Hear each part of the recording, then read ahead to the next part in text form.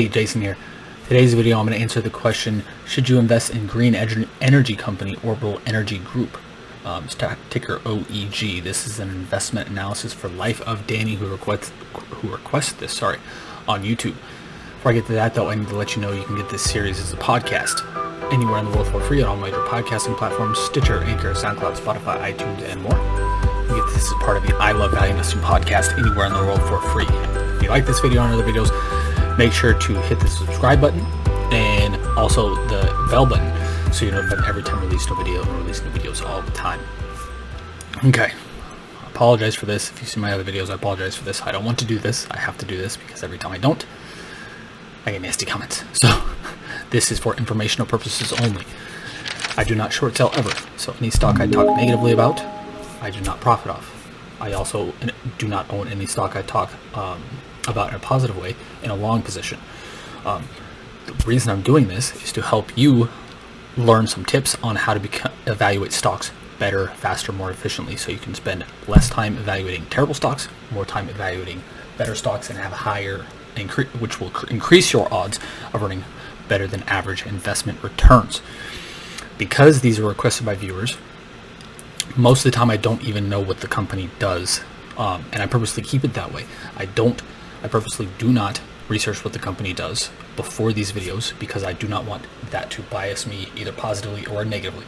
I don't care about what the CEO says. I don't care what the opportunity is. I don't care what the industry opportunity is. I don't care about any of that until far later in the analysis. In my analysis, at this initial stage, I'm looking at the metrics and the numbers only because I require a minimum margin of safety in terms of profitability, valuation, and other things we're going to get to before I even get to that stuff. Again, that's far down the line. Why should you listen to anything I have to say? In the first 9 years of my career, I've produced average annual investment returns in the portfolios I manage at 23.5% per year on average. This puts me just behind the great Warren Buffett, who produced 24.2% returns on average in his Warren Buffett Limited Partnership in the first 9 years of his career. My numbers legitimately make me one of the best stock pickers in the entire world over the last 9 years. I'm not saying any of this to brag. I'm just saying to hopefully prove to you that I actually know what I'm talking about a little bit. So, having said all that, I apologize again. Don't want to say that. Have to say it. Let's get to the analysis. Okay, this is again Orbital Energy Group, stock ticker OEG. This is an investment analysis for the Life of Danny. Okay. Consensus for PE right here, not showing anything, is a sign the company is likely unprofitable. A small company, I love small companies. $219 million market cap. I do have to say this caveat though, with these tiny companies, again, I love them personally, you need to be very careful with these companies.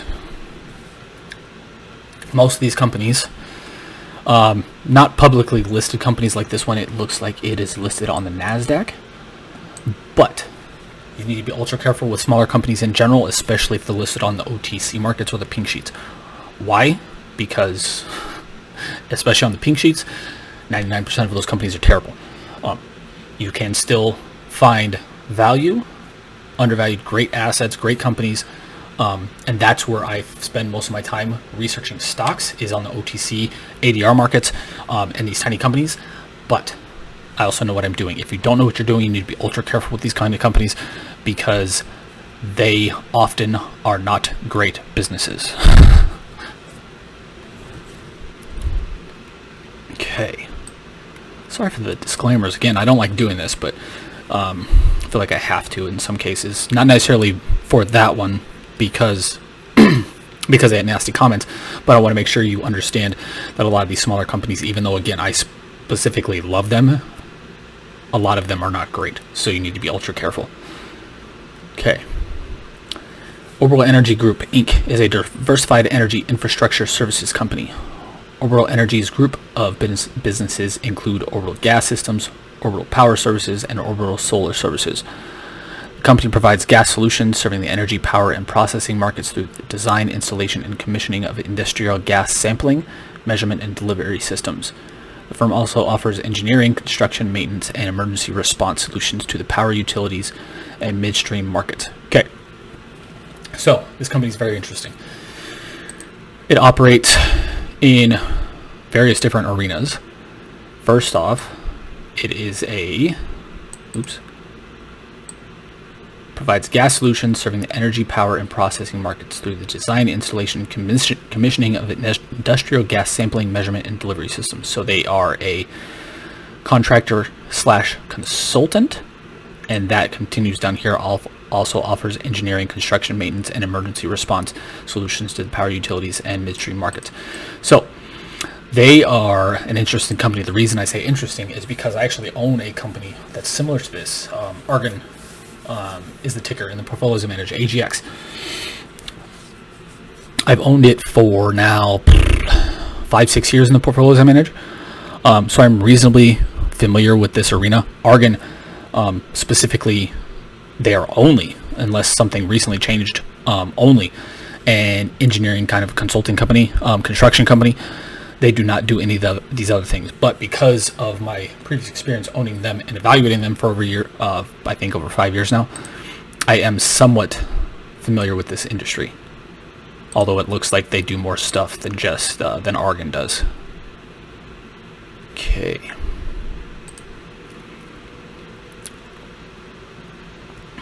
Their numbers are not great,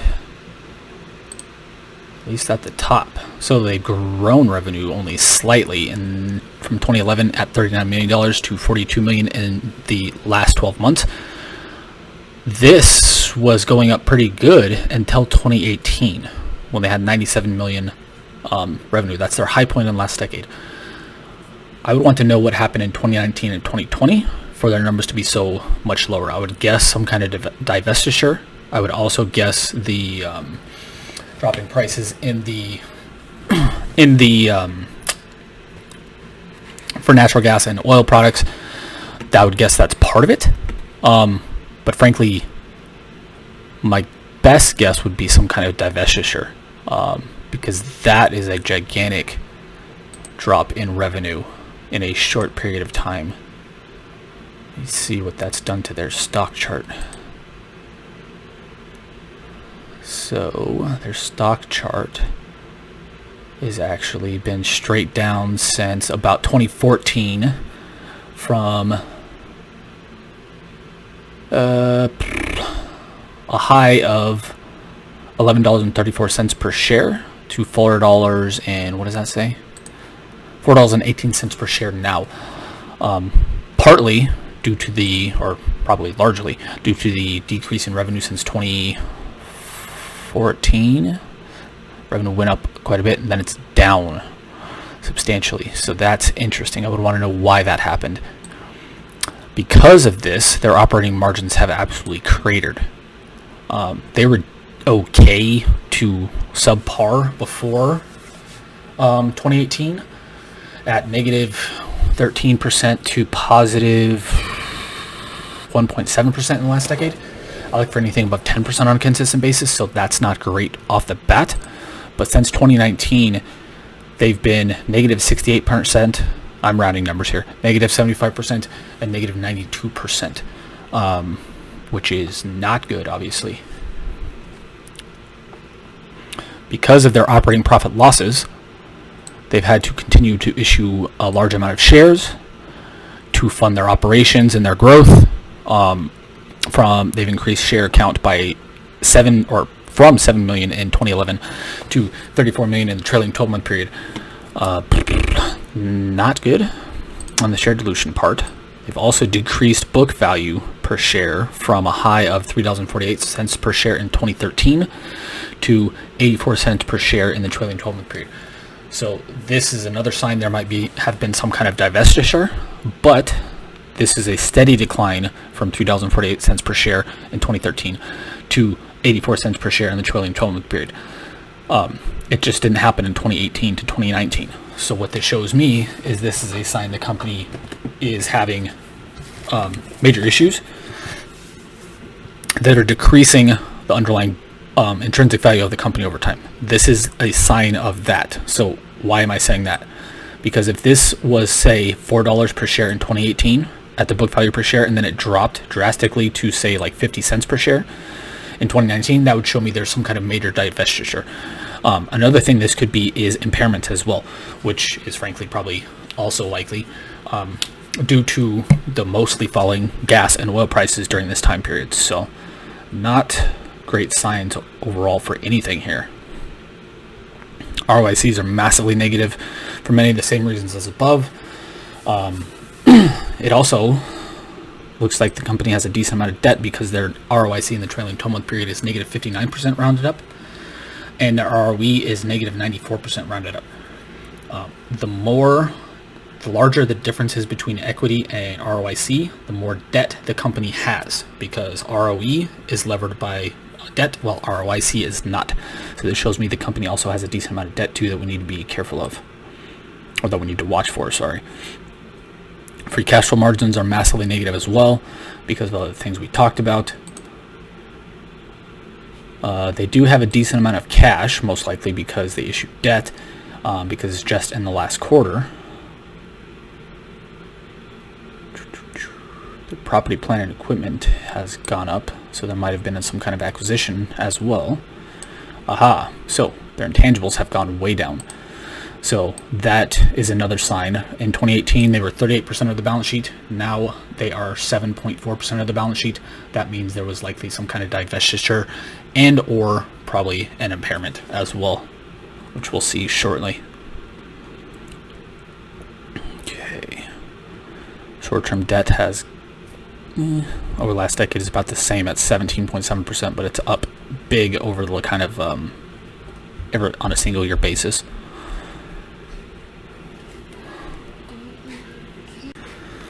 Alrighty. So their cash conversion cycle is massively down, which is normally a great sign that the company is becoming more efficient. In this case, it's largely fallen because their inventory levels have cratered. Could be a good thing, but frankly, with what I know about the oil situation, especially in the last year or so, inventory levels have cratered kind of necessarily because the supply was far outstripping the demand, especially when people weren't doing stuff, driving, flying, all that stuff. So that kind of forced inventory levels to go down. This may be, frankly, where the impairment came from as well, because it dropped in 2019 from 151 days of inventory to 16 days in 2020. There might be some impairment here. They might have had to sell their stuff at a massive discount, which lowers revenue, which lowers profits, which lowers cash flows. That could be an explanation as well of what's going on.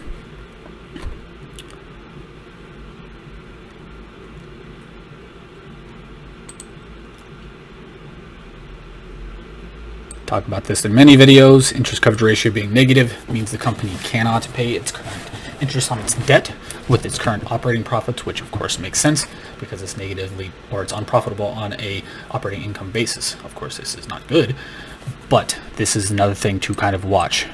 Here, this interest coverage ratio, anything above 1 is considered good, typically with the higher number being the better.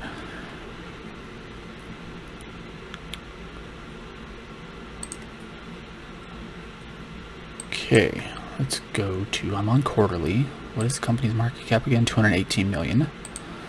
So these are in millions of dollars. $34.7 million in cash. That's a good thing. Trade and other receivables. Where are inventories? I need to go to the annual look. See if they've had to write off any inventories. I can see that later, but I want to see it here. They probably have, to some degree. They went from about 13 million in inventories 2016, 2017, 2018 to 1 million in inventories. So they have something happened there. Let's go back to the quarterly numbers.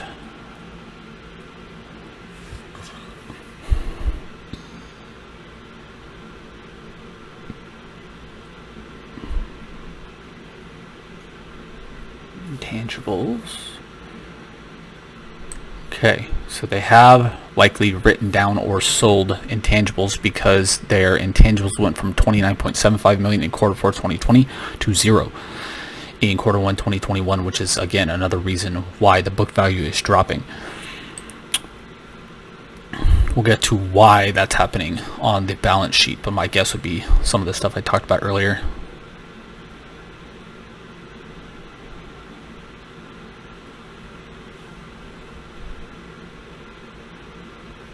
Decent amount of debt. Not terrible though. But the biggest problem here is what looks like their write-downs. So let's go to the cash flow statement to see what's going on there. Let's go to the annual look first.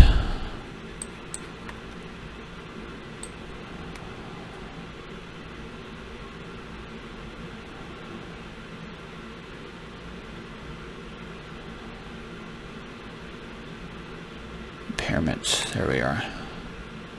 Impairments. So they have had some impairments.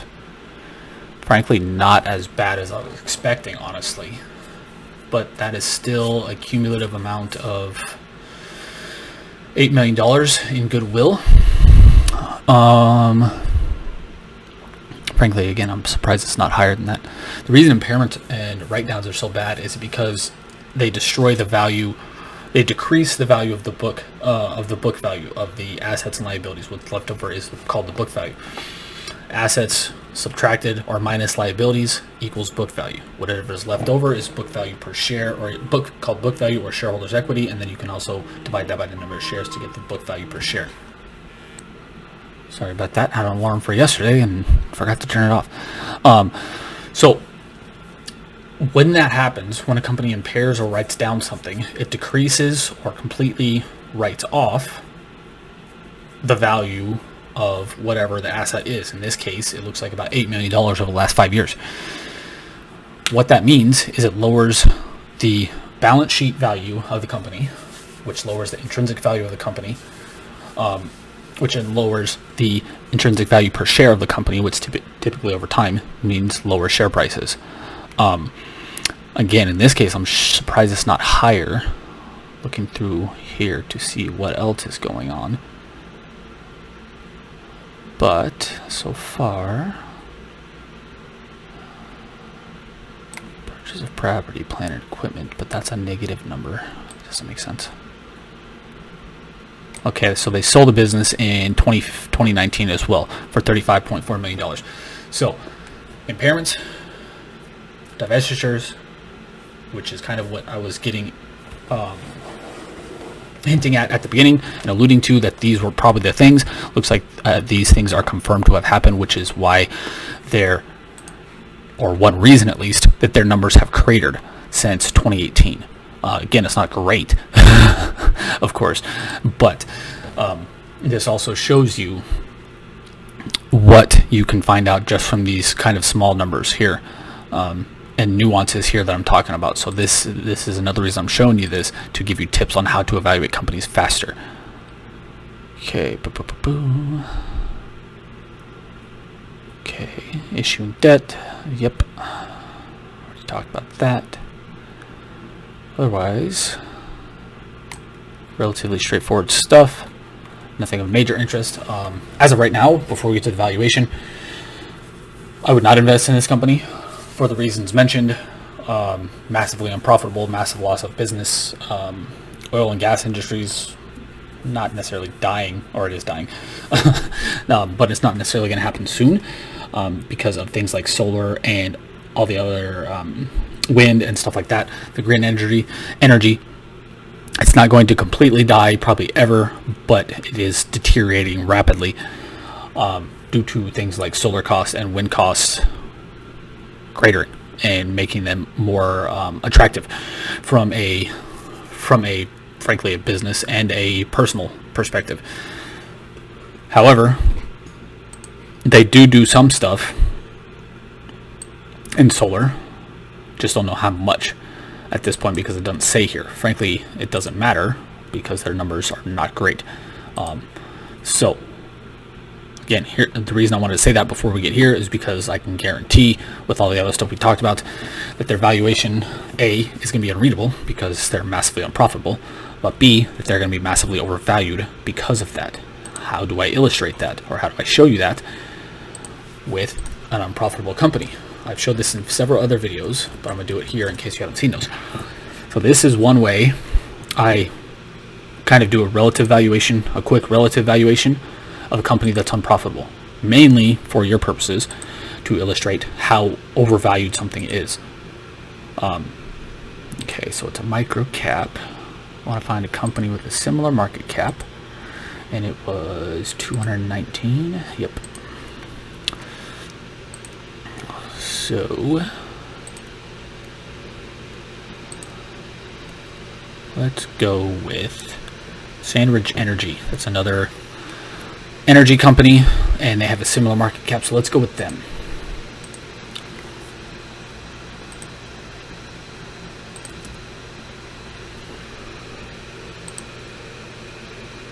Okay. Go.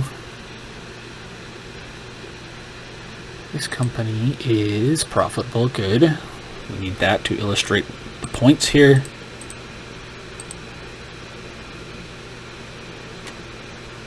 Okay, so these companies have similar market caps. This company is massively cratered in terms of revenue as well. But at least it's profitable in the last 12 months, so we can illustrate the point here. Okay, Sandridge has trailing 12-month revenue of $108 million. Where are we with the tabs? So many tabs. No. Did I get rid of that tab? I think I did. Okay. So let's go back to that. Sandridge Energy has trailing 12-month revenue of $108 million compared to Orbital Energy, which has trailing 12-month revenue of $42 million. Operating income was positive $12 million for Sandridge Energy in the trailing 12-month period, negative $39 million in the last 12 months for Orbital Energy. Free cash flow, positive $26 million for Sandridge Energy in the trailing 12-month period, negative $25 million. So Sandridge Energy is bigger in terms of revenue, operating income, and free cash flow, but they have about the same market cap. Why does that matter? Because right now, Sandridge Energy looks massively undervalued, actually, surprisingly. Their PE is 2.73. Their price to cash flow is 6.6. Their forward PE is 227.3. I don't care for these metrics really at all, but when I do, I want them to be under 20. The most important number here is enterprise value to EBIT, and this is at 4.34. I want companies to be selling at under 8 to see that they're undervalued. So this is not a great illustration, frankly, because even though Sandridge on the first glance is the far better company, they have similar market caps, and I keep losing my tabs here. Did I break out of the valuation one? There we go. And Sandridge Energy is undervalued, but it's far more profitable, and it's bigger in terms of revenue. Why is this important? Why does this matter? Because over the long term, companies are valued based on the cash flows and profits they produce. If a company is continually negatively profitable or unprofitable, that means they're worth far less. It's a massive drag on the company. Normally, again, I would illustrate this by saying this company is producing XYZ revenue, operating profits, and free cash flows, and they're far higher, and they are for Sandridge. But it's undervalued. Most of the time we look at these companies is one is massively overvalued, and then I show you the other company that's far less undervalued and about the same size, or far less overvalued, but it's still overvalued and about the same size, to illustrate the point. Didn't exactly work out here, but that doesn't always work out. The point here is that Orbital Energy is overvalued, even though you can't really see it here with these numbers, because the example didn't work out. That's what happens when you don't do this in advance. You just do it kind of fresh. So hope you guys enjoyed that part. But the overall company itself is not a good one. I would not invest in it for the reasons mentioned. The impairments, the asset sales, the far declining revenue, the gas industry not necessarily going away as much as the oil industry, but still not as future-proof as, say, the solar or wind energy arenas. For those reasons, I wouldn't invest in it in the portfolios I manage. I'd love to hear your thoughts, though, if I missed anything. If I didn't explain something well enough, let me know in the comments below. If you want me to analyze a stock like this for you, I would love to do so. I'll analyze stock for you anywhere in the world if it meets 3 criteria. It's not a bank, because I don't evaluate banks. It's not an insurance company, because you have to actually dig into 10Ks for the insurance companies to evaluate them properly, and it has to be producing revenue. Why does that have to be producing revenue? Because I did some analysis videos, quote unquote, with companies that were producing new revenue, and frankly it was boring because I couldn't talk about anything, because at this stage I don't care about the future. I care about the minimum margin of safety right now. So if it meets those 3 criteria, I'd love to research a stock for you anywhere in the world. This for the last 3-4 months now, and going forward for at least the next 3 weeks to a month. Every single video I've done is at the request of a viewer. So if you want me to look at the stock, let me know. If you're watching on YouTube, make sure to like, love, share, subscribe, all that good stuff. Thanks for watching, by the way. We really appreciate it. Also remember to hit the notification bell so you're notified every time we release a new video, and release new videos all the time. If you're listening on the podcast, all that same stuff, again, we really appreciate it. We'd also really appreciate a review on the podcast, because the more reviews, views, and listens we get on our content, the more people we can help. If you're looking for more specific help on how to become a better investor faster, you can check out our 5 free gifts below, or you can check out our 3 things below, which you can get for free, including our 5 free gifts. You can get the full written analysis template that we just did the visual portion of. The full written template is stage 2 of my analysis. You can get that entire worksheet plus 4 of the free gifts in our 5 free gifts below. You can also get a PDF copy of my book, How to Value Invest, and a copy of our guide, 7 Tips to Picking Great Stocks and 3 Times You Must Sell. You can get all 3 of those for free at the links below. If you're looking for more specific help from me on how to become a better investor faster, make sure to check out our newly re-released masterclass, which I'm super happy about, and would love to see you in there. You can check out information on that below as well. But until next time, have a great day. Talk soon.